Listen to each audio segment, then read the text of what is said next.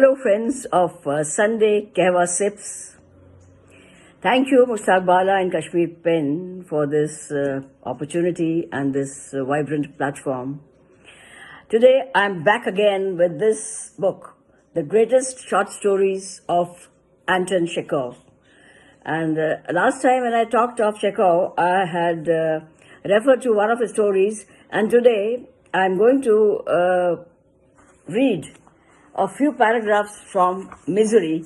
This is one of my favorite stories of Anton Chekhov. It is very touching and poignant, but I'll not tell you the summary of the story. I'll only read a few paragraphs so that it triggers your curiosity to read the story yourselves. Okay? And of course, you know that the stories of Chekhov are very simple, very simply told, and they narrate the stories of the ordinary people, their everyday existence, and they touch the heart. So here is the story, not the entire story, just a few paragraphs, and let me tell you, this is again one of my favorite stories of Chekhov, Misery. And here is the book, and you should get hold of it and read all the stories. If you want to be a storyteller, if you want to write stories, you should read Chekhov. Okay, so Misery. To whom shall I tell my grief? To whom shall I tell my grief?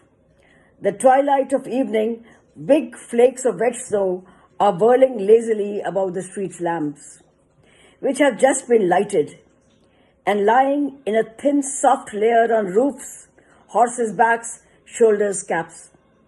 Iona Potapov, the sledge driver, is all white, like a ghost.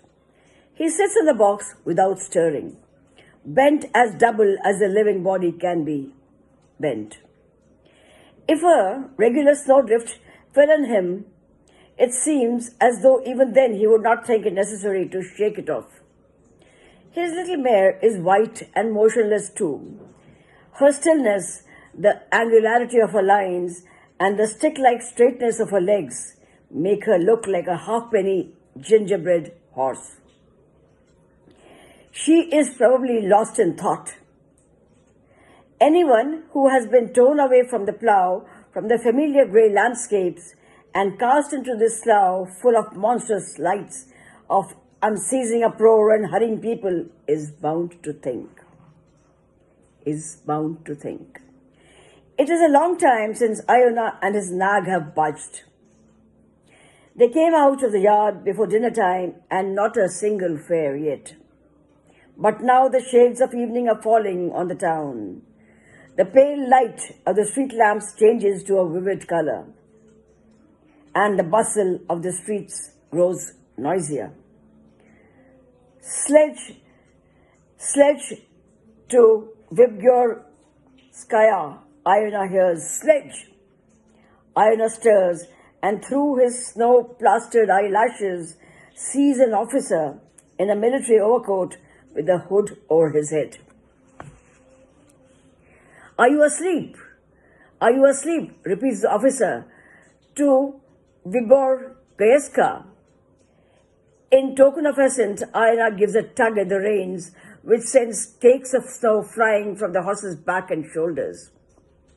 The officer gets into the sledge. The sledge driver clicks to the horse, cranes his neck like a swan, rises in his seat, and more from habit than necessity brandishes his whip. The mare cranes her neck too, crooks her stick-like legs, and hesitatingly sets off. Where are you showing? Where are you showing, you devil? Iona immediately hears shouts from the dark mass shifting to and fro before him. Where the devil are you going? Keep to the right. Keep to the right. You don't know how to drive. Keep to the right, says the officer angrily. A coachman driving a carriage swears at him. A pedestrian crossing the road and brushing the horse's nose with his shoulder looks at him angrily and shakes the snow off his sleeve. Iona fidgets on the box as though he was sitting on thorns, jerks his elbows, and turns his eyes about like one possessed, as though he did not know where he was or why he was there.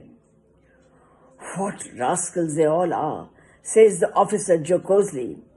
They're simply doing their best to run up against you or fall under the horse's feet. They must be doing it on purpose. Ayana looks at his fare and moves his lips. Apparently, he means to say something, but nothing comes but a sniff. What? What? Inquires the officer. Ayana gives a wry smile and, straining his throat, brings out huskily, my son died this week, sir. What did he die of? Ayana turns his whole body round his fare and says, who can tell?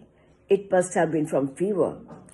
He lay 3 days in the hospital and then he died. God's will. Turn around, you devil! Comes out of the darkness. Have you gone cracked, you old dog? Look where you're going. Drive on, says the officer.